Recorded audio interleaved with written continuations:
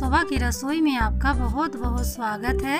आज मैं आप लोग के सामने शेयर करने जा रही हूँ बहुत ही टेस्टी डिलीशियस और हेल्दी लाल साग की रेसिपी, जिसे मैंने पीनट्स के साथ बनाया है। तो लाल साग बहुत ही हेल्दी होते हैं, साथ साथ ये हमारे जो खून की कमी होती है शरीर में वो पूरा करते हैं। तो इस तरह से आप बनाइएगा तो बच्चे लोग को बहुत ही पसंद आने वाली है। जो बच्चे लाल साग नहीं खाते हैं उन्हें इस तरह से बना करके दीजिए, बहुत ही चाव से वो लोग खाएंगे। तो इसे हमने किस तरह से बनाया है, हमें किन किन चीज़ों की ज़रूरत है, तो चलिए वीडियो को शुरू करते हैं। लाल साग बनाने के लिए मैंने 500 ग्राम लाल साग लिए हैं, जिसको कि हमने अच्छे से धो करके और इसे टुकड़ों में कट कर लिया है। साथ ही साथ हम लेंगे 5 से 6 लहसुन की कलियाँ, जिसको कि हम छोटे छोटे टुकड़ों में कट कर लेंगे बाद में। और यहाँ पर हमने लिया है 2 मीडियम साइज के प्याज, जिसको कि हमने पतले पतले स्लाइसेस में कट कर लिया है। और साथ ही हमने इसमें लिया है 100 ग्राम पीनट्स को हम फ्राई करेंगे। तो चलते हैं अगले प्रोसेस पर। गैस ऑन कर दिया हमने और गैस ऑन करके हमने पैन चढ़ा दिया है। आप चाहे तो कढ़ाई में भी बना सकते हैं।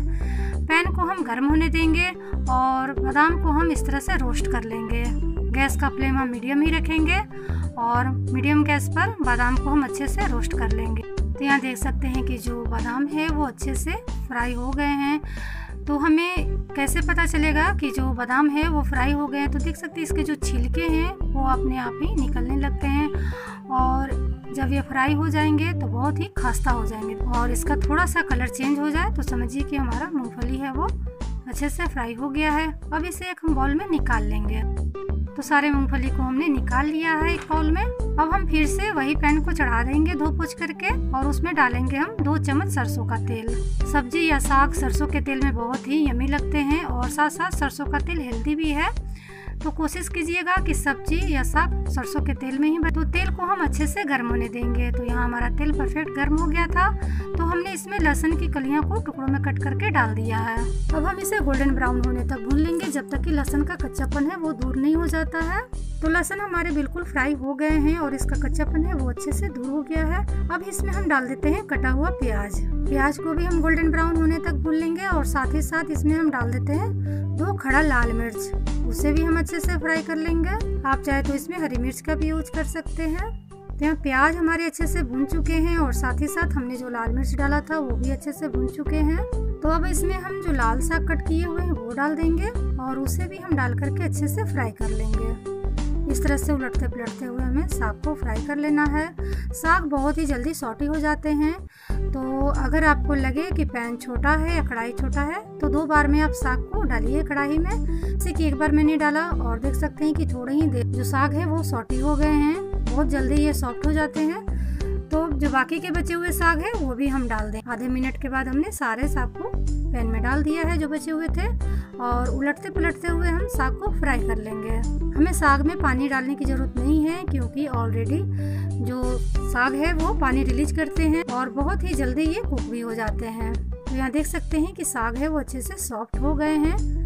लेकिन अभी हमें इसमें थोड़े मसाले ऐड करने हैं, जिससे कि ये बहुत ही चटपटी बनेंगे। मसालों में मैंने लिया है आधा चम्मच हल्दी पाउडर। वैसे तो हल्दी पाउडर की जरूरत नहीं है, लेकिन अगर आपको टेस्ट चाहिए तो हल्दी पाउडर जरूर डालिएगा, जिससे कि कलर भी थोड़ा सा चेंज हो जाएगा साग का।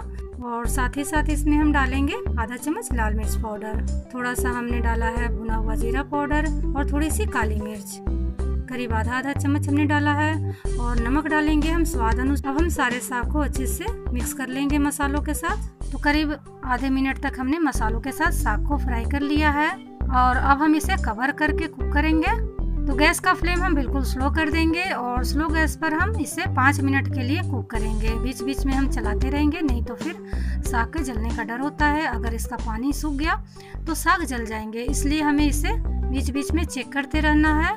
यहाँ हमने 5 मिनट के लिए साग को कवर कर दिया है और जो हमने पीनट्स निकाला था फ्राई करके उसके हम छिलके अब निकाल लेंगे। जब तक कि हमारा साग कुक होता है तो यहाँ हमारा पीनट्स भी तैयार हो जाएगा।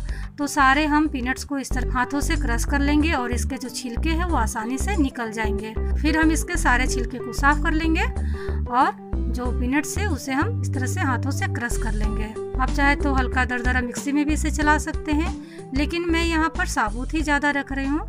तो इस तरह से हाथों से क्रश करते हुए सारे पीनट्स को मसल लेंगे। तो ये देखिए एक बाउल हमने पीनट्स को तैयार कर लिया है। अब चलते हैं अगले प्रोसेस पर। तो 5 मिनट हो गए थे और साग हमारे ऑलरेडी कुक हो चुके हैं। अब इसके ऊपर हम पीनट्स डाल देंगे और उसे भी हम साग के साथ मिक्स कर लेंगे। तो यहाँ हमने सारे पीनट्स को साग में मिक्स कर लिया है। आप इसे भुजिया बोलिए या सूखी सब्जी बोलिए, बहुत ही यमी लगते हैं पीनट्स डालने से। कोई पीनट्स क्रंची और कोई सॉफ्ट हो जाते हैं, तो खाने में भी बहुत ही टेस्टी लगते हैं। और अब हम इसे 2 मिनट के लिए फिर से कवर कर देंगे। तो यहाँ देखिए हमने 2 मिनट के लिए फिर से पीनट्स और साग को कवर कर दिया था। तो हमारे साग बिल्कुल परफेक्ट तैयार है सर्व करने के लिए। अब हम गैस को ऑफ कर देंगे और इसे हम एक बाउल में निकाल लेंगे। तो यहाँ हमने साग को एक प्लेट में निकाल लिया है। तो यहाँ देख सकते हैं कितने यमी साग बने हैं। आप लोग भी इसे ज़रूर ट्राई कीजिएगा और हमें अपना फीडबैक कमेंट बॉक्स में ज़रूर दीजिएगा। अगर मेरी वीडियो ज़रा सा भी पसंद आए तो प्लीज़ लाइक ज़रूर कर दीजिएगा।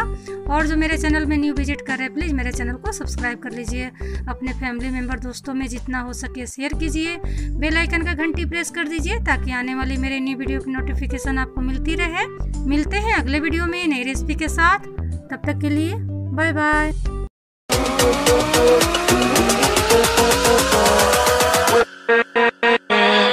With